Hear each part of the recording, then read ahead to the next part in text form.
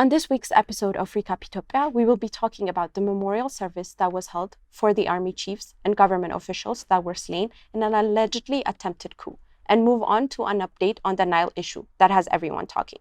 We'll talk about an architectural firm that was chosen as one of the best, and also the inauguration of Addis Hall, a place where anyone can come to work on any architectural idea. And finally, the Green Legacy Initiative. So stay with us. Hi, my name is Wengel, and this is Recap Ethiopia.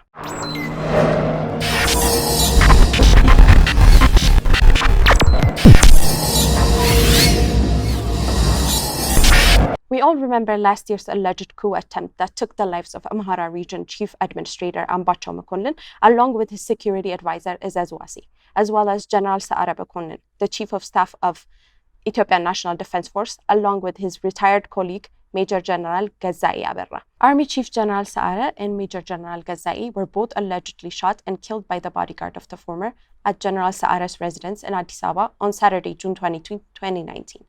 Earlier on the same day, Ambacho Mekonnen, president of Amhara Regional State, and Izezwasi, the regional administration's security advisor, were both shot during a security meeting at the office of the president in Bahar Dar, the capital of the regional state.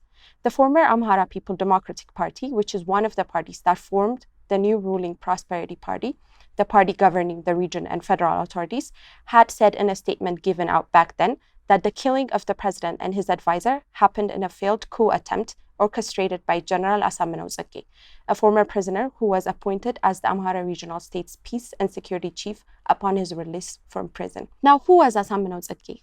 Brigadier General Asaminao Tsege was an Ethiopian general who served as chief of the Amhara Region Security Forces in 2019. He had previously been serving a life sentence in relation to an alleged coup attempt staged by Gimbot 7, according to government narrative.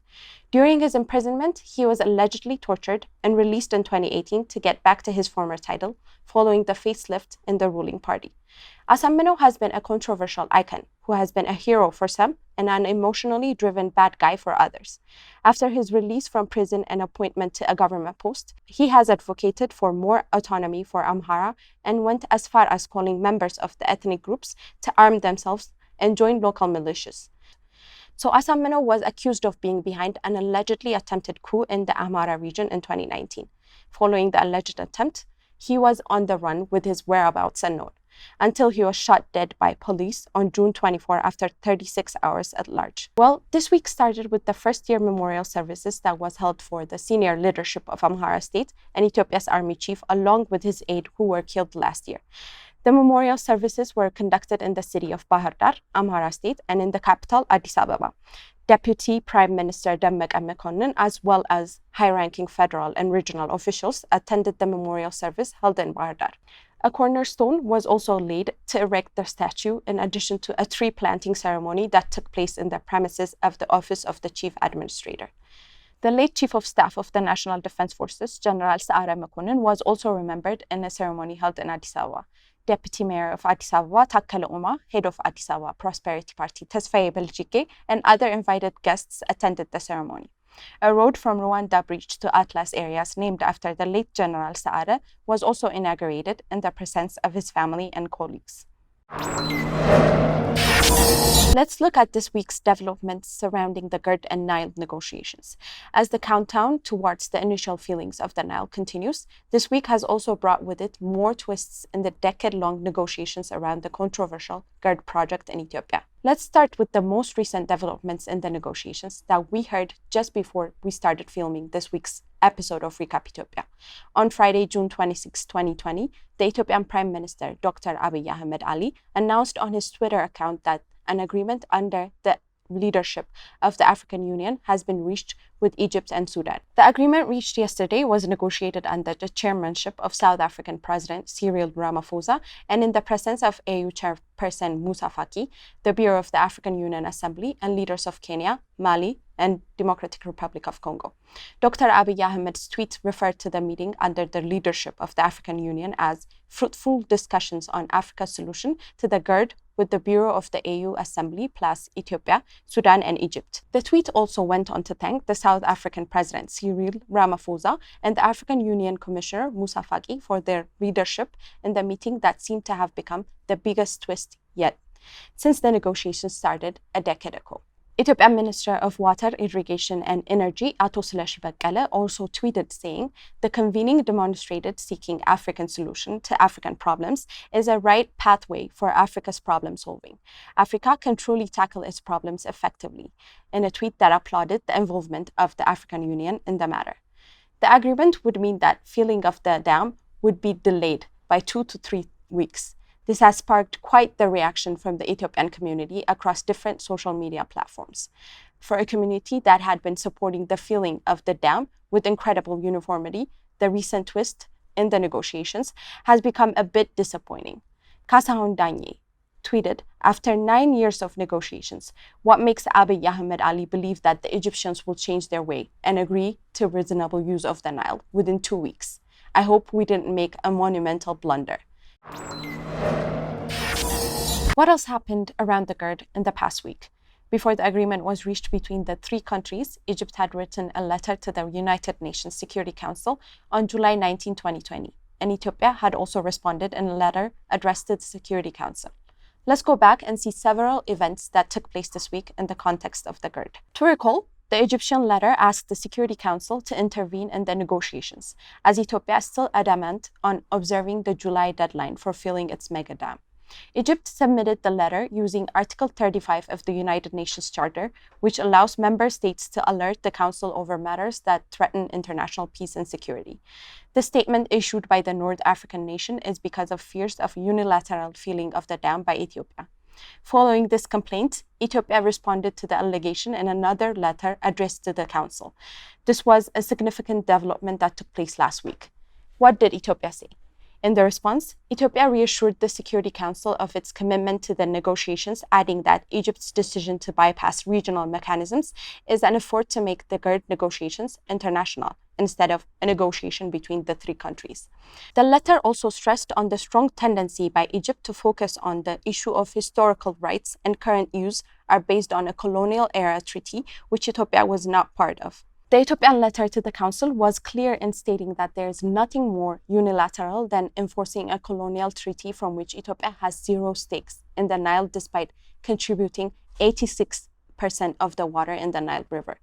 The letter also stressed that the new strategy for using and enforcing the guidelines is as a result of Egypt's intention to block further development in the upper stream countries. In a clear statement, Ethiopia stated that at no point in time were the negotiations about water, giving the exclusion of other riparian states as a key indicator of this fact. Instead, the letter affirmed Ethiopia's belief that the negotiations are about the interests of the lower stream riparian states and the potential emergence of strong upper stream nations, particularly Ethiopia. Ethiopia also noted that at the expense of the efficient operation of the GERD, it has been flexible and compromising in the interests of the negotiations going forward. Egypt, on the other hand, has not returned the good faith shown by Ethiopia, as it is making its case on the tripartite negotiations table, while at the same time attempting to salvage international pressure by taking its case to the Security Council. Ethiopia also raised a point on how the actions of Egypt to communicate with the Council is not in line with the current policies and initiatives by the African Union and the United Nations to find African solutions to African problems. This position taken by the country was also repeated by the US Congressional Black Caucus in a statement issued on Tuesday, June 23, 2020. The caucus consists of most of African American US congressmen and women and has called for a peaceful negotiation to the implementation of the GERD project, adding its commitment to help the African Union and all stakeholders to reach a mutual understanding over the dam that has managed to capture the attention of many local, national, continental, and international bodies. Finally, let's talk about the decision by Djibouti, Somalia, and Qatar to not obey the recent Arab League resolution supporting Egypt and Sudan in the GERD negotiations. The resolution states that the water safety of Sudan and Egypt is the water safety of all Arab nations, while also supporting the United Nations plea to restart negotiations between the three countries. The resolution requests Ethiopia to halt the filling of the dam until there is an agreement between the three nations. The decision of the three countries to not abide by the resolution was a surprise to many. most importantly, the Arab community. The three countries urged Egypt to return to the tripartite negotiations and reach an amicable understanding over matters concerning the GERD and to find peaceful mechanisms of solving the current disagreement with Ethiopia over the mega dam. And it looks like maybe their plea might have been heard. The next issue concerning the GERD is the national consensus it is bringing to the country. Irrespective of political views, religious ideologies, or the infamous ethnic tension Ethiopia can't seem to shake off, when it comes to the project to harness the untapped potential of the Nile for the benefit of the country, there has always been a unique national backing at every level of the construction of the dam. And this rally of the Ethiopian people is being shown both on social media and off. People are getting creative with the way they are expressing themselves. There are many hashtags that are trending on Twitter, especially from hashtag it's my dam to hashtag just fill the dam, and also hashtag Ethiopian Nile rights. People are expressing their opinions of the matter creatively. Here are some of the tweets that caught our eye. One particular tweet made by Ras Nahum was on point in showing the role of the US in the negotiations around the GERD.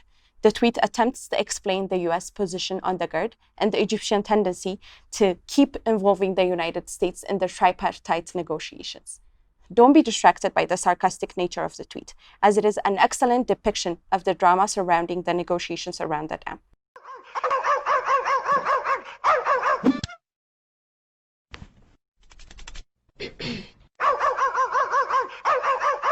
The strong sense of national ownership attached to the dam is also seen off social media, as the young minds of this generation are rallying up to let the world truly know what the position of Ethiopia is over the issues concerning GERD. Young experts like Magdalawit Darbe and Samuel Taferra's comment on the Nile is worth noting. Ethiopia has gone above and beyond what is expected of us internationally in terms of entertaining the concerns and fears of these downstream countries, in terms of making sure that information is available to the two countries and also the international panel of experts, to making sure that all these grievances and all these fears and mistrusts have been dealt with. Those accusations are not valid, but we've gone far to refresh and to renew the old-time, outdated colonial era mentality that have failed the basin, and then replace it with more cooperative framework. Let's move on. With its turbulent past, Addis Ababa has constantly aspired to be more than just another city for its locals. Most cities in sub-Saharan Africa originated in the colonial period and featured segregating plans. By contrast, Addis Ababa, although indigenous, is actually a hybrid of national, continental, and international influences. Since its early days, it has presented itself as a trade hub, dealing in local goods and European and Asian products. The architectural and urban contributions of builders, engineers, architects, and planners from different origins are integral to the city's identity. In order to bring that identity to light, Addis Hall of Architecture and Urbanism was officially inaugurated on June 23, 2020. Addis Ababa City Administration has provided a space for exhibition and discussion on current and future projects of the city. This space is located at Meskel Square, and currently several projects that are under implementation are on display and can be visited during working hours. So make sure you go and visit it.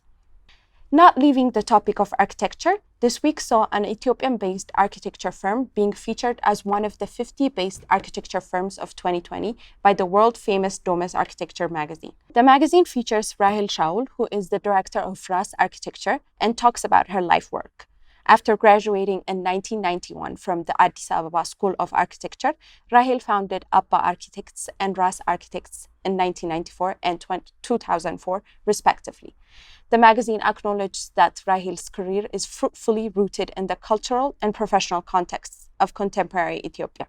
The local new buildings and international collaborations with foreign firms that RAS Architects works on has made it one of the best.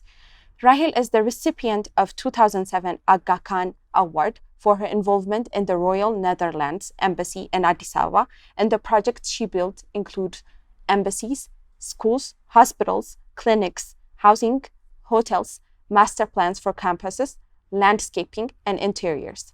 All have the aim of being innovative while using local knowledge and being sensitive towards the context and landscape that hosts and generates them. One illustration of this principle is given by the Cure Ethiopia's Children's Orthopedic Hospital, built in 2 phases in Addis Ababa, which offers optimum connectivity between the hospital rooms and the surrounding forest. The construction method uses easily available materials to create quality spaces. RAS's quest for individual uniqueness is seen in the differently designed open spaces for each living unit at the SCA 1 apartment building here in Addis Ababa. According to the magazine, Rahel is highly aware of the strong social component of her trade and position and has been using RAS Architects as an open platform to encourage young female architects working in a male-dominated industry and culture. She mentors young professionals in general through knowledge sharing and practice-based learning. From 2016 up to 2017, she was a Loeb Fellow at Harvard Graduate School of Design. In 2017, she worked on the Abran project, which means together in Amharic, which is an experimental center in Addis Ababa for the knowledge of architecture and design practice. And because of all these reasons, Domus magazine has selected her company as one of the 50 best architecture firms of 2020. Let's talk about the Green Legacy Initiative. The campaign is part of an initiative promoted by the Ethiopian Prime Minister to reach national green environmental goals and face the effects of deforestation and climate change in the country. The ambitious goal of the initiative for 2019 was to plant a total of 4 billion indigenous trees by the end of the rainy season in October. In this framework, the Green Legacy campaign was launched to help achieve this goal, proposing to the whole country to participate by planting 200 million tree seedlings in 1,000 sites across Ethiopia in one day on Monday, July 29, 2019. This year, the Ethiopian Prime Minister Abiy Ahmed also launched the second Green Legacy campaign on June 5, 2020 on World Environment Day. Despite the fear of the spreading coronavirus pandemic, the government plans to plant 5 billion seedlings this year. In a video message posted on social media, the Prime Minister said that the previous year and this year's campaigns are part of the government's plan of planting 20 billion seedlings over 4 years. More than 24,000 nurseries across the nation have been busy for the past several months, raising seedlings in preparation for the campaign. Seedlings raised by farmers will also be planted, according to the government. The campaign continued this week as well, with the Prime Minister and the federal and the state ministers planting trees at the newly opened Entoto Park. This Green Legacy initiative has brought people together in their initiation to make the country greener and safer. It has become a national green campaign that endeavors to raise the public's awareness about Ethiopia's frightening environmental degradation and educate society on the importance of adopting green behavior. In order to do that, the Prime Minister, Abiy Ahmed, has called upon artists of all shapes and sizes to participate in making awareness videos. On his Twitter page, the Prime Minister called upon Ethiopian artists who participate in various sectors such as film, photography, literary works, and various other areas to develop and share inspiring videos on social media. So, if you're an artist and you are interested in the Green Legacy initiative, make sure you participate by using the hashtag displayed on the screen below. That's it for this week's episode. Tune in next week for more of Recap Ethiopia.